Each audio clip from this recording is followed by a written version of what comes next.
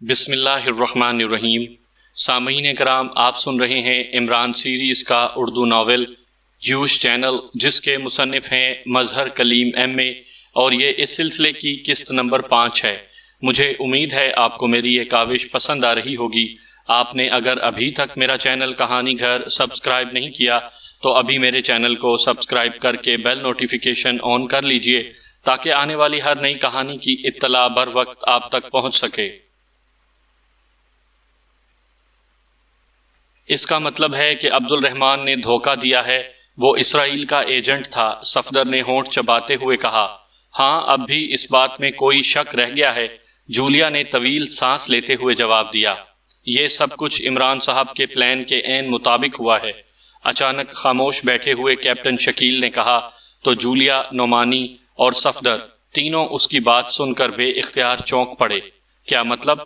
کیا اس کا یہی پلان تھا کہ ہم اس طرح بے بسی کے عالم میں اسرائیل کی قید میں چلے جائیں؟ جولیا نے بھنائے ہوئے لہجے میں کہا۔ میری بات کا یہ مطلب نہیں تھا۔ آپ کو بھی معلوم ہے کہ عمران صاحب اس بار اسرائیل میں کسی ٹارگٹ کو ہٹ کرنے نہیں آئے، بلکہ ان کا مقصد اسرائیلی ایجنسیوں کو الجھانا تھا۔ یہی وجہ تھی کہ پاک ایشیا سے وہ کھلے عام روانہ ہوئے، میک اپ بھی نہ کیے اور آسام گاؤں پہنچ گئے۔ نارڈرن کے ایئرپورٹ پر جب میں نے انہیں بتایا کہ ہماری نگرانی ہو رہی ہے تو انہوں نے کہا کہ وہ یہی چاہتے ہیں کہ وہ ہماری طرف متوجہ رہیں، اور شاید انہوں نے جان بوجھ کر اس عبد الرحمن سے اس کی تعلیم کے بارے میں پوچھا تھا۔ یقیناً انہیں معلوم ہوگا کہ عبد الرحمن کے تعلقات اسرائیلی ایجنسیوں سے ہیں۔ جہاں تک بے بسی کا تعلق ہے تو ظاہر ہے ہم اسرائیلی ایجنسی کے مہمان تو ہیں نہیں، کیپٹن شکیل نے تفصیل سے جواب دیتے ہوئے کہا۔ لیکن یہ تو انتہائی غلط پلاننگ ہے، اس طرح تو وہ ہمیں ہلاک کر دیں گے، جولیا نے کہا۔ ظاہر ہے انہوں نے ایسا ہی کرنا ہے، لیکن ہمیں خود کیا کرنا ہے یہ بات تو ہم نے سوچنی ہے، صفدر نے کہا۔ اور پھر اس سے پہلے کہ مزید کوئی بات ہوتی، اس حال نما کمرے کا دروازہ کھلا اور ایک نوجوان اندر داخل ہوا۔ اس کے پیچھے 2 مشین گنوں سے مسلح آدمی موجود تھے۔ ارے، ان میں تو عمران نہیں ہے، وہ کہاں ہے؟ کیا اسے علیحدہ رکھا گیا ہے؟ آنے والے نے جولیا اور اس کے ساتھیوں کو دیکھتے ہی مڑ کر پیچھے آنے والوں سے مخاطب ہو کر کہا۔ نہیں جناب، یہ چاروں ہی یہاں لائے گئے ہیں، 5واں تو کوئی آدمی نہیں تھا۔ ایک مسلح آدمی نے مؤدبانہ لہجے میں کہا۔ اوہ، اس کا مطلب ہے کہ معاملات خراب ہیں، تم یہیں رکو، میں معلوم کرتا ہوں، اس نوجوان نے کہا اور تیزی سے مڑ کر واپس چلا گیا۔ ہم کس ایجنسی کی تحویل میں ہیں؟ جولیا نے ان مسلح آدمیوں سے مخاطب ہو کر کہا۔ GP5 ایک مسلح آدمی نے جواب دیا تو جولیا اور اس کے ساتھی بے اختیار چونک پڑے۔ لیکن یہ کرنل ڈیوڈ تو نہیں ہے، یہ کون ہے؟ جولیا نے حیرت بھرے لہجے میں کہا۔ یہ راسٹر ہے، کرنل ڈیوڈ کا نمبر 2، اسی مسلح آدمی نے جواب دیا۔ ہمیں یہاں کیوں لایا گیا ہے؟ اس بار صفدر نے کہا۔ ہمیں نہیں معلوم، ایک مقامی آدمی تمہیں یہاں پہنچا گیا ہے، اس آدمی نے جواب دیا۔ کیا ہم اس طرح مفلوج تھے یا ہماری یہ حالت تم نے کی ہے؟ صفدر نے کہا۔ ہم نے کچھ نہیں کیا، تم پہلے سے ہی ایسے تھے، اس آدمی نے جواب دیا۔ پھر اس سے پہلے کہ مزید کوئی بات ہوتی، راسٹر اندر داخل ہوا اور پھر ان کے سامنے پڑی ہوئی کرسی پر بیٹھ گیا۔ عبد الرحمن نے کیا تمہارے ساتھ عمران کو بھی بے ہوش کیا تھا؟ راسٹر نے جولیا اور اس کے ساتھیوں سے مخاطب ہو کر کہا۔ نہیں، عمران تو عبد الرحمن کے ساتھ پہلے ہی چلا گیا تھا، جولیا نے جواب دیا۔ اس کا مطلب ہے کہ عبد الرحمن نے کوئی چکر چلایا ہے۔ بہرحال جلد ہی معلوم ہو جائے گا، راسٹر نے بڑبڑاتے ہوئے کہا۔ مسٹر راسٹر، کیا ہم تل ابیب میں ہیں؟ اس بار صفدر نے کہا تو راسٹر بے اختیار چونک پڑا۔ دوسرے لمحے اس کے چہرے پر مسکراہٹ تیرنے لگی۔ ہاں، چونکہ تم تل ابیب آنا چاہتے تھے، اس لیے میں نے سرکاری خرچ پر تمہیں یہاں پہنچا دیا۔ آخر تم پاک ایشیا سیکرٹ سروس کے ممبران ہو، اتنا تو تمہارا حق ہے کہ تمہیں اخراجات سے بچایا جائے، راسٹر نے مسکراتے ہوئے کہا۔ کیا GP5 کو ہمارے بارے میں پہلے سے اطلاع مل چکی تھی؟ صفدر نے کہا۔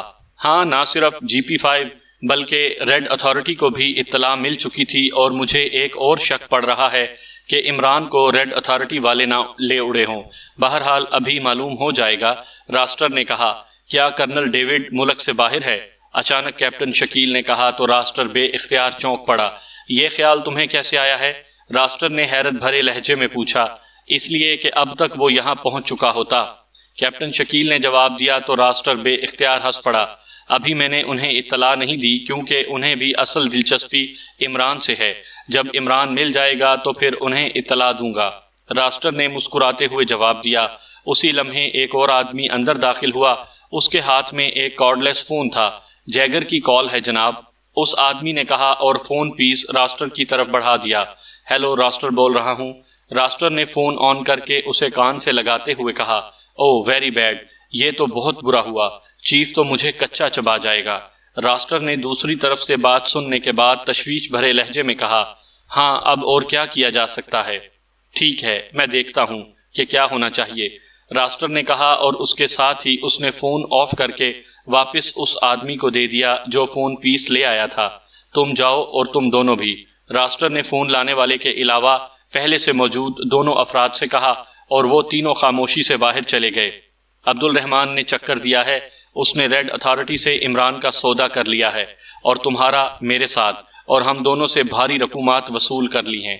اس نے عمران کو ریڈ اتھارٹی کے ہیڈ کوارٹر پہنچا دیا ہے جبکہ تمہیں ہمارے حوالے کر دیا ہے۔ اب تم بتاؤ کہ کیا ہونا چاہیے۔ مجھے معلوم ہے کہ میں نے جیسے ہی کرنل ڈیوڈ کو اس بارے میں بتایا تو وہ سب سے پہلے تو تم چاروں کو گولیوں سے اڑانے کا حکم دے دے گا اور پھر مجھے۔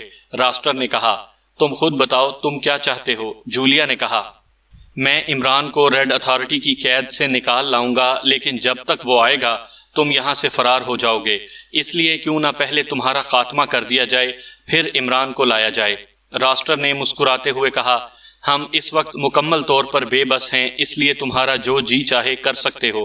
جولیا نے منہ بناتے ہوئے کہا، مجھے معلوم ہے کہ تم چاروں بھی عمران سے کسی طرح کم نہیں ہو، اس لیے جو میں نے سوچا ہے وہی بہتر ہے، کم از کم تمہاری طرف سے اطمینان تو رہے گا۔ راسٹر نے اٹھتے ہوئے کہا اور اس کے ساتھ ہی اس نے جیب میں ہاتھ ڈالا۔ جب اس کا ہاتھ باہر آیا تو اس کے ہاتھ میں ریوالور موجود تھا۔ تو تم ہم سے اس قدر خوف زدہ ہو، حیرت ہے۔ جولیا نے منہ بناتے ہوئے کہا، ہاں تمہاری یہ بات درست ہے، میں واقعی تم سے خوف زدہ ہوں کیونکہ تم لوگ مافوق الفطرت انداز میں کام کرتے ہو۔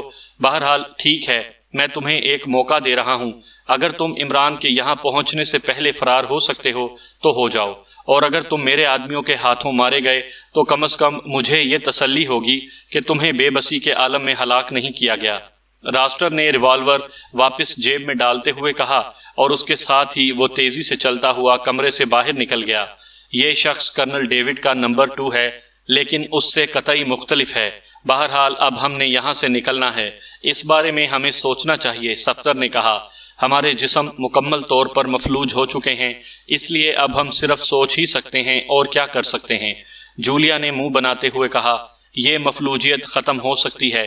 اچانک کیپٹن شکیل نے کہا تو نعمانی، صفدر اور جولیا تینوں چونک کر اس کی طرف دیکھنے لگے۔ کیسے؟ جولیا نے حیرت بھرے لہجے میں کہا، راسٹر کو بھی معلوم ہے کہ یہ مفلوجیت ختم ہو سکتی ہے، اس لیے تو اس نے مفلوجیت کے باوجود ہمیں راڈز میں جکڑ رکھا ہے، ورنہ اس کی کیا ضرورت تھی؟ کیپٹن شکیل نے کہا، تمہاری بات واقعی درست ہے، لیکن کس طرح؟ جولیا نے کہا، یہ بات تو بہرحال سوچنی پڑے گی۔ کیپٹن شکیل نے جواب دیا تو اس بار صفدر بے اختیار ہنس پڑا۔ بہت خوب، اچھی بات کی ہے تم نے، صفدر نے ہنستے ہوئے کہا اور جولیا بھی مسکرا دی۔ اچانک جولیا کے ذہن میں ایک خیال بجلی کے کوندے کی طرح لپکا تو وہ بے اختیار چونک پڑی۔ اس کے ذہن میں خیال آیا تھا کہ ایک بار عمران کے ساتھ اسے ایک مشن کے دوران اسی طرح مفلوج کر دیا گیا تھا، تو عمران نے انتہائی حیرت انگیز انداز میں اس مفلوجیت سے نجات حاصل کر لی تھی۔ بعد میں پوچھنے پر عمران نے بتایا تھا کہ اس کے لیے اس نے مخصوص ذہنی مشقیں کی ہوئی ہیں اور وہ ذہن کو ایک نقطے پر مرکوز کر کے اعصاب پر دباؤ ڈال کر انہیں حرکت میں لے آیا تھا۔ کیا تم تینوں میں سے کوئی اپنے ذہن کو ایک نقطے پر مرکوز کر کے اعصاب پر دباؤ ڈال کر انہیں حرکت میں لا سکتا ہے؟ جولیا نے نعمانی، صفدر اور کیپٹن شکیل سے مخاطب ہو کر کہا، آپ شاید عمران کا نسخہ استعمال کرنا چاہتی ہیں، لیکن میرا خیال ہے کہ یہ کام عمران ہی کر سکتا ہے۔ وہ نہ جانے کس قسم کی مشقیں کرتا رہتا ہے کہ اسے اپنے ذہن پر مکمل کنٹرول حاصل ہو چکا ہے، جبکہ میں نے کئی بار کوشش کی ہے لیکن ہر بار ناکامی ہوئی ہے۔ صفدر نے مسکراتے ہوئے کہا، عمران صاحب کا ذہن ویسے بھی تو قدرتی طور پر انتہائی طاقتور ہے، لیکن میرا خیال ہے کہ اس کی ضرورت نہیں پڑے گی، اس کا ایک اور حل ہے۔ اس بار نعمانی نے کہا، وہ کیا؟ جولیا نے چونک کر پوچھا۔ آپ اور صفدر کی کرسیاں ایک دوسرے کے قریب ہیں، آپ کا سر اور گردن حرکت کر سکتی ہیں، اگر صفدر کی گردن تک آپ کے دانت پہنچ سکتے ہیں تو آپ صفدر کی گردن کو دانتوں سے کاٹ دیں، خون نکل آیا تو صفدر کی مفلوجیت فوراً ختم ہو جائے گی۔ نعمانی نے کہا، نہیں، ایسا ممکن نہیں ہے، اول تو کرسیاں اس قدر قریب نہیں ہیں، اور اگر ہوتی بھی تو کم از کم میں یہ کام نہیں کر سکتی۔ جولیا نے صاف جواب دیتے ہوئے کہا، تو پھر فی الحال اور کوئی ترکیب سمجھ میں نہیں آ رہی۔ نعمانی نے مسکراتے ہوئے کہا، میرا خیال ہے کہ ترکیب انتہائی آسان ہوگی، اس لیے ہمیں راڈز میں جکڑا گیا ہے، ورنہ یہ لوگ اس قدر گہرائی میں نہیں سوچ سکتے۔ صفدر نے جواب دیتے ہوئے کہا، میرا خیال ہے کہ پانی منگوایا جائے، اگر ہم پانی پی لیں تو مجھے یقین ہے کہ معاملات ٹھیک ہو سکتے ہیں۔ جولیا نے کہا، ہاں واقعی میرا بھی یہی خیال ہے کہ پانی اندر جانے سے شاید مفلوجیت ختم ہو جائے۔ صفدر نے کہا، پھر جولیا نے زور زور سے آوازیں دینا شروع کر دی۔ چند لمحوں بعد دروازہ کھلا اور ایک مسلح آدمی اندر داخل ہو گیا۔ کیا بات ہے، کیوں آوازیں دے رہی ہو؟ آنے والے نے کرخت لہجے میں کہا، مجھے شدت سے پیاس لگی ہے، مجھے پانی پلاؤ۔ جولیا نے کہا، سوری، مجھے خاص طور پر کہا گیا ہے کہ تمہیں پانی نہ پلایا جائے، ورنہ تمہارے جسم فوری حرکت میں آ جائیں گے۔ اس آدمی نے منہ بناتے ہوئے کہا، تو کیا ہو جائے گا، ویسے بھی تو ہم راڈز میں جکڑے ہوئے ہیں۔ جولیا نے کہا، اس دوا کے اثرات صرف 2 گھنٹوں کے لیے ہوتے ہیں اور 1 گھنٹہ گزر چکا ہے، 2 گھنٹوں بعد تمہیں دوبارہ انجیکشن لگائے جائیں گے۔ اس آدمی نے جواب دیا اور تیزی سے مڑ کر واپس چلا گیا۔ یہ اچھی خبر ہے، اس کا مطلب ہے کہ دوا کی طاقت آدھی رہ گئی ہے، اور بہرحال میں نے ذہنی مشقیں کی ہوئی ہیں کہ کچھ نہ کچھ کام چلا سکوں، میں کوشش کرتا ہوں، کیپٹن شکیل نے کہا، اور اس کے ساتھ ہی اس نے آنکھیں بند کر کے اپنا سر پیچھے کرسی پر ٹکا دیا۔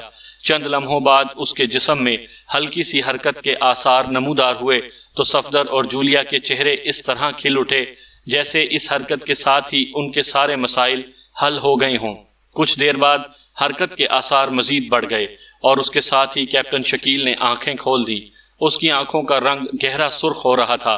تم کامیاب ہو گئے ہو کیپٹن شکیل، صفدر نے کہا تو کیپٹن شکیل نے اسبات میں سر ہلایا، کیونکہ وہ خود دیکھ رہا تھا کہ اس کے جسم میں حرکت کے آثار اب تیزی سے بڑھتے چلے جا رہے تھے، اور پھر چند لمحوں بعد ہی اس نے اپنے دونوں بازوؤں اور ٹانگوں کو آسانی سے حرکت دینا شروع کر دی۔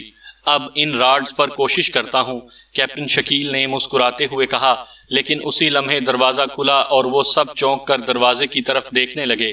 راسٹر اندر داخل ہوا اور پھر کیپٹن شکیل پر نظر پڑتے ہی بے اختیار چونک پڑا۔ او، تم ٹھیک ہو گئے؟ کیسے؟ کیا کیا ہے تم نے؟ راسٹر نے انتہائی حیرت بھرے لہجے میں کہا، کہاں ٹھیک ہوا ہوں؟ کیا تمہاری آنکھیں خراب ہو گئی ہیں؟ کیپٹن شکیل نے منہ بناتے ہوئے جواب دیا، نہیں، میں نے تمہارے جسم میں حرکت کے آثار دیکھ لیے ہیں۔ بہرحال اب تمہارے ٹھیک ہونے سے کوئی فرق نہیں پڑتا، کیونکہ عمران کو ریڈ اتھارٹی والوں نے ہلاک کر دیا ہے، اس لیے اب چیف نے تمہاری موت کے احکامات جاری کر دیے ہیں، اور میں یہاں اس لیے آیا ہوں کہ تم تینوں کو اپنے ہاتھوں سے ہلاک کر دوں۔ راسٹر نے کہا، اور اس کے ساتھ ہی اس نے جیب سے ریوالور نکالا، اور اس سے پہلے کہ جولیا اور اس کے ساتھیوں میں سے کوئی جواب دیتا اس نے ٹریگر دبا دیا، اور پھر یکے بعد دیگرے کئی دھماکوں سے کمرہ گونج اٹھا۔ ٹیلی فون کی گھنٹی بجتے ہی کرنل پائک نے ہاتھ بڑھا کر ریسیور اٹھا لیا۔ یس، پائک بول رہا ہوں، کرنل پائک نے اپنے مخصوص نرم لہجے میں کہا۔ آرتھر بول رہا ہوں باس۔ دوسری طرف سے اس کے نمبر 2 آرتھر کی آواز سنائی دی۔ یس، کیا رپورٹ ہے؟ عمران اور اس کے ساتھیوں کے بارے میں، کرنل پائک نے پوچھا۔ باس، عمران اسپیشل پوائنٹ پر پہنچ چکا ہے، لیکن اس کے ساتھی کہیں غائب ہو گئے ہیں، جبکہ 3 ایکریمیوں کی ٹیم نارڈرن کے سرحدی شہر سے اسرائیل میں داخل ہوئی ہے۔ ان میں ایک عورت اور 2 مرد شامل ہیں۔ چیک پوسٹ پر ان کی سخت چیکنگ کی گئی ہے، لیکن وہ کلیئر ہو گئے۔ پھر وہ قریبی قصبے کے ہوٹل میں ٹھہرے تو ان کے کمرے سے ریڈ کوشن ملا، جس پر انہیں گرفتار کر کے مارکوم شہر میں کرنل بارتھے کے پاس پہنچا دیا گیا۔ کرنل بارتھے نے چیک کر لیا ہے، ان میں سے ایک ایکریمی کی گھڑی میں انتہائی جدید ترین گائیکر موجود ہے، اور اس گائیکر کو انہوں نے ہوٹل کے کمرے میں آن کیا تھا، جس کی وجہ سے ریڈ کوشن ملا تھا۔ کرنل بارتھے نے ان تینوں کو بے ہوش کر کے اسپیشل پوائنٹ پر بھجوا دیا ہے۔ اس کے علاوہ ایکریمیا سے تل ابیب ہوٹل کے سپروائزر فورڈ سے ملنے والے دونوں ایکریمیوں کو بھی بے ہوش کر کے اسپیشل پوائنٹ پر پہنچا دیا گیا ہے۔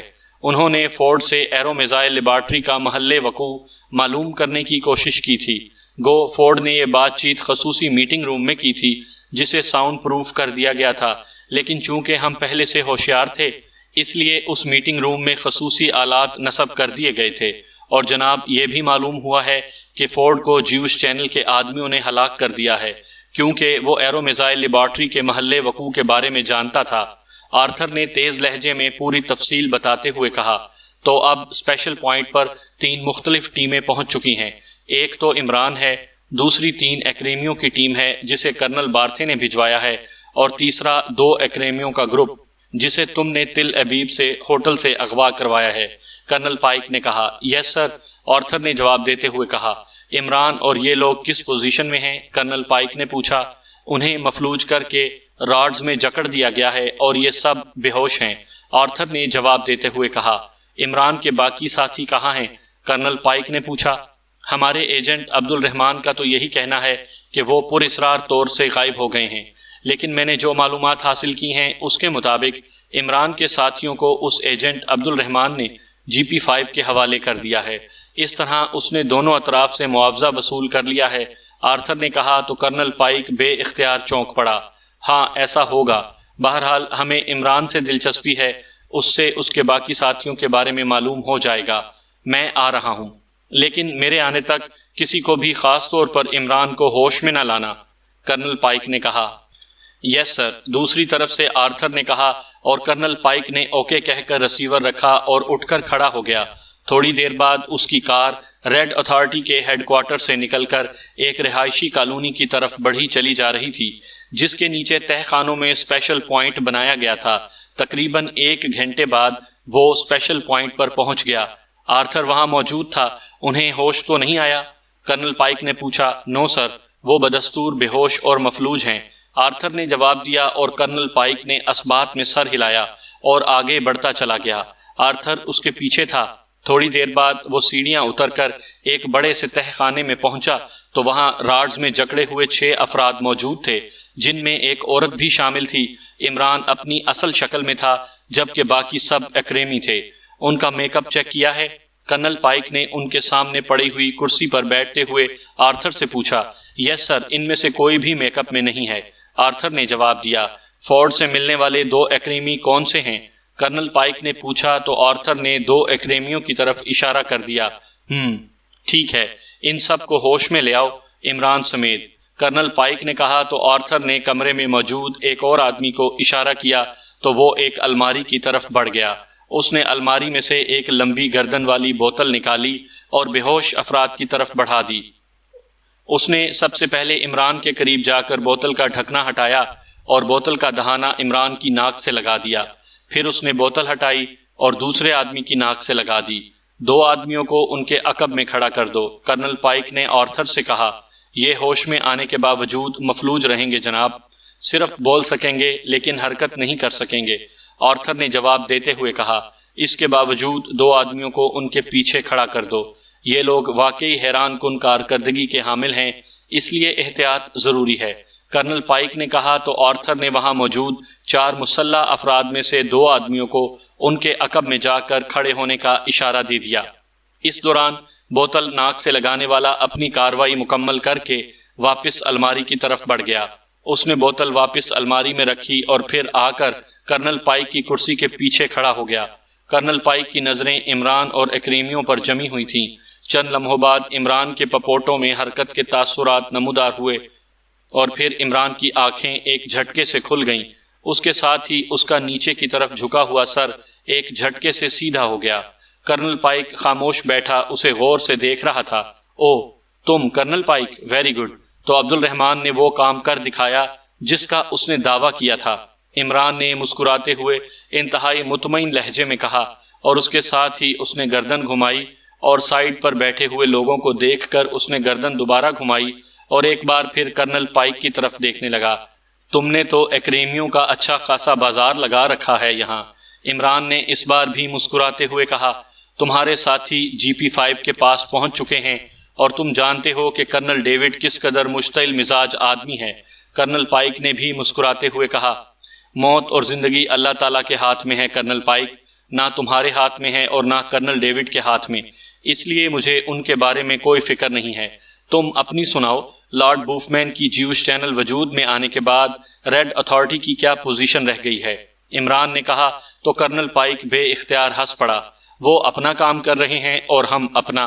ہمیں تمہارے خاتمے کا ٹارگٹ دیا گیا تھا اور دیکھ لو کہ تم بھی یہاں موجود ہو اور تمہارے ساتھی بھی۔ کرنل پائک نے پھر مسکراتے ہوئے جواب دیا۔ وہ چیک کر چکا تھا کہ عمران کے جسم میں حرکت موجود نہیں تھی اور پھر عقب میں 2 مسلح افراد بھی موجود تھے، اس لیے وہ ہر طرف سے پوری طرح مطمئن تھا۔ میرے ساتھی؟ لیکن تم نے ابھی خود کہا ہے کہ میرے ساتھی GP5 کی قید میں ہیں۔ عمران نے کہا، یہ ٹھیک ہے کہ ہم ان کا میک اپ واش نہیں کر سکے، لیکن ہمیں معلوم ہے کہ یہ سب پاکیشیا سیکرٹ سروس کے لوگ ہیں۔ اس بار شاید تم نے نئی پلاننگ کی ہے کہ خود اصلی شکل میں اپنے 4 ساتھیوں سمیت کھلے عام یہاں تک آؤ اور ہم تمہاری طرف متوجہ رہیں اور تمہارے ساتھی خاموشی سے اپنا کام کر گزریں۔ لیکن تمہاری بدقسمتی کہ تمہاری یہ پلاننگ قطعی ناکام ہو چکی ہے۔ یہ دونوں یہاں تل ابیب میں ایک ہوٹل کے سپروائزر سے ایرو میزائل لیبارٹری کا محل وقوع معلوم کر رہے تھے، اور یہ 3 ایکریمی شام کی سرحد عبور کر کے کامیابی سے اندر آ گئے، لیکن انہوں نے ایک ہوٹل کے کمرے میں گائیکر استعمال کر لیا۔ اس طرح یہ بھی ٹریس ہو گئے۔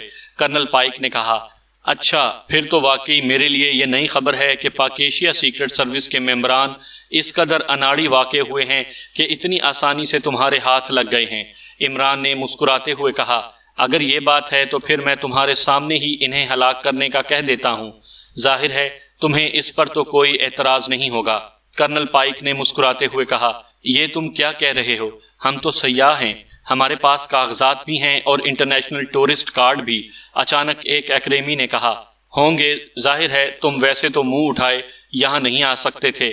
کرنل پائک نے مسکراتے ہوئے کہا، کیوں، تم نے خوامخواہ ان ٹورسٹوں کو پکڑ رکھا ہے؟ تم مجھ سے بات کرو۔ میں نے تمہیں پہلے بھی بتایا ہے کہ عبد الرحمن نے میری پلاننگ پر عمل کیا ہے، اور دیکھ لو کہ میں یہاں پہنچ گیا ہوں اور میرے ساتھی GP5 کے پاس، اور جب یہ دونوں ایجنسیاں اپنے انجام کو پہنچ جائیں گی تو پھر اکیلی جیوش چینل رہ جائے گی۔ یہ تو ظاہر ہے فاؤل پلے ہے کہ ایک سروس کے مقابلے میں 3 ایجنسیاں لائی جائیں۔ عمران نے مسکراتے ہوئے کہا تو کرنل پائک اٹھ کھڑا ہوا۔ آرتھر، اس نے آرتھر سے مخاطب ہو کر کہا۔ یس سر، آرتھر نے انتہائی مؤدبانہ لہجے میں کہا، میں صدر صاحب سے بات کرنے جا رہا ہوں۔ تم نے ہر طرح سے محتاط رہنا ہے۔ میں چاہتا ہوں کہ انہیں زندہ صدر صاحب کے سامنے پیش کیا جائے اور پھر انہیں ہلاک کیا جائے۔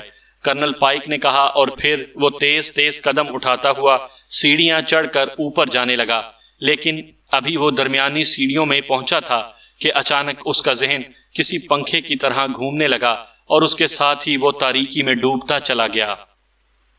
ٹیلی فون کی گھنٹی بجتے ہی لارڈ بوف مین نے ہاتھ بڑھا کر ریسیور اٹھا لیا۔ یس، لارڈ بوف مین نے تہکمانہ لہجے میں کہا۔ کلیسر بول رہا ہوں باس۔ دوسری طرف سے کلیسر کی آواز سنائی دی۔ یس، کیا رپورٹ ہے؟ لارڈ بوف مین نے چونک کر پوچھا۔ سر، عمران اس وقت ریڈ اتھارٹی کے قبضے میں ہے، جبکہ اس کے ساتھی GP5 کے قبضے میں ہیں۔ اسلم گاؤں کے سردار کے بیٹے نے دونوں ایجنسیوں سے معاوضہ وصول کر لیا ہے، لیکن جناب ریڈ اتھارٹی نے صرف عمران کی ڈیمانڈ ہی کی تھی، اس لیے اس نے عمران کو بے ہوش کر کے ریڈ اتھارٹی کے آرتھر کے حوالے کر دیا، جو اسے بے ہوش کر کے خصوصی ہیلی کاپٹر میں یہاں تل ابیب میں لے آیا ہے اور ایک رہائشی کالونی میں ان کے بنے ہوئے خصوصی پوائنٹ پر موجود ہے۔ ریڈ اتھارٹی کا چیف کرنل پائک بھی ابھی وہاں پہنچا ہے۔ اس کے علاوہ فورڈ سے ملنے والے دونوں ایکریمیوں کو بھی ریڈ اتھارٹی نے اغوا کرایا ہے اور یہ دونوں بھی اسی پوائنٹ پر موجود ہیں۔ اس کے علاوہ شام کی سرحد سے 1 اور 3 رکنی ایکریمیوں کی ٹیم کو بھی چیک کیا گیا ہے۔ ان میں سے ایک کی گھڑی سے جدید ترین گائیکر دریافت ہوا ہے، جسے اس نے قصبے کے ہوٹل کے کمرے میں استعمال کیا تھا۔ ان تینوں کو بھی، جن میں ایک عورت ہے، ریڈ اتھارٹی کے اسپیشل پوائنٹ پر پہنچا دیا گیا ہے۔ کلیسر نے پوری تفصیل بتاتے ہوئے کہا۔ تو اس بار ان کی پلاننگ یہ تھی کہ عمران اپنے چند ساتھیوں کے ساتھ کھلے عام آئے گا، جبکہ باقی خاموشی سے کام کریں گے۔ بہرحال اب تو یہ مشن ختم ہو گیا۔ اب ظاہر ہے یہ لوگ عمران سمیت زندہ نہیں بچ سکتے۔ لارڈ بوف مین نے اطمینان بھرے لہجے میں کہا، جناب یہ پاکیشیا سیکرٹ سروس کے ممبران ہیں، اس لیے مجھے یقین ہے کہ GP5 اور ریڈ اتھارٹی کے ہاتھوں ہلاک نہیں ہوں گے، اور اسی لیے تو میں نے آپ کو کال کی ہے۔ کلیسر نے کہا۔ تو لارڈ بوف مین بے اختیار چونک پڑا۔ کیا مطلب؟ کیسے ہلاک نہیں ہوں گے؟ جب وہ لوگ ان کے قبضے میں ہیں تو ان کے ہلاک ہونے میں اب کون سی رکاوٹ رہ گئی ہے؟ لارڈ بوفمین نے انتہائی حیرت بھرے لہجے میں کہا، باس، یہ سروس دنیا کی سب سے خطرناک سروس ہے۔ یہ چشم زدن میں سچویشن کو تبدیل کر لینے کی صلاحیت رکھتی ہے، اس لیے مجھے یقین ہے کہ انہیں GP5 اور ریڈ اتھارٹی سنبھال نہ سکے گی۔ اس لیے میں چاہتا ہوں کہ اگر آپ اجازت دیں تو میں ان لوگوں کو اپنی تحویل میں لے لوں اور پھر ان کا خاتمہ کر دیا جائے۔ اس طرح نہ صرف ان کی موت یقینی ہو جائے گی بلکہ ان کا کریڈٹ بھی جیوش چینل کو مل جائے گا، اور سر یہ اتنا بڑا کریڈٹ ہوگا کہ پوری دنیا حیران رہ جائے گی، کلیسر نے کہا۔ لیکن اب جب کہ وہ ان کے قبضے میں ہیں تو تم کیا کرو گے؟ اس طرح تو صدر صاحب تک رپورٹ پہنچ جائے گی اور وہ سخت ناراض ہوں گے۔ لارڈ بوفمین نے کہا، سر آپ صرف اجازت دیں، باقی کام میں کر لوں گا اور کسی کو کانوں کان خبر تک نہ ہوگی، کلیسر نے کہا۔ لیکن جب ہم ان کی لاشیں سامنے لائیں گے تو پھر تو یہ بات سامنے آ ہی جائے گی، لارڈ بوفمین نے کہا۔ ہم کہہ سکتے ہیں کہ ہم نے انہیں خود ٹریس کیا ہے، آپ بے فکر رہیں، ہماری پلاننگ بے داغ ہوگی، کلیسر نے جواب دیا۔ ٹھیک ہے، اگر تم اسے مناسب سمجھتے ہو تو میری طرف سے اجازت ہے، بس اس بات کا خیال رکھنا کہ ہم کسی الزام کی زد میں نہ آ جائیں، لارڈ بوفمین نے جواب دیتے ہوئے کہا۔ تھینک یو سر، میں جلد ہی آپ کو رپورٹ دوں گا، کلیسر نے مسرت بھرے لہجے میں کہا۔ اوکے، لارڈ بوفمین نے کہا، اور اس کے ساتھ ہی اس نے ریسیور رکھ دیا۔ ابھی اسے ریسیور رکھے تھوڑی ہی دیر ہوئی تھی کہ فون کی گھنٹی ایک بار پھر بج اٹھی تو لارڈ بوفمین نے ہاتھ بڑھا کر ریسیور اٹھا لیا۔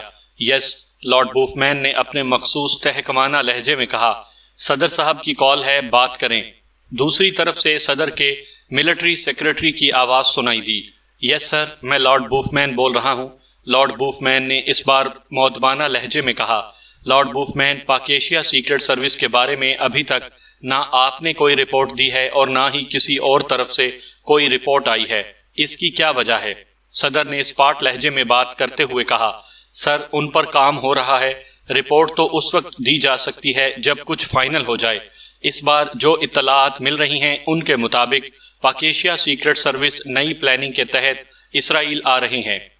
عمران اپنے چند ساتھیوں کے ساتھ نارڈرن کی طرف سے اسرائیلی سرحد کے قریب ایک گاؤں میں پہنچا ہے اور شاید یہ لوگ وہاں سے اسرائیل میں داخل ہونے کی پلاننگ کر رہے ہیں۔ اس کے علاوہ 2 ایکریمیوں نے یہاں اسرائیل میں ایک ہوٹل کے سپروائزر سے ایرو میزائل لیبارٹری کے بارے میں معلومات حاصل کرنے کی کوشش کی ہے، اور 3 افراد پر مشتمل ایکریمیوں کی ایک ٹیم شام کی سرحد کی طرف سے اسرائیل میں داخل ہوئی ہے۔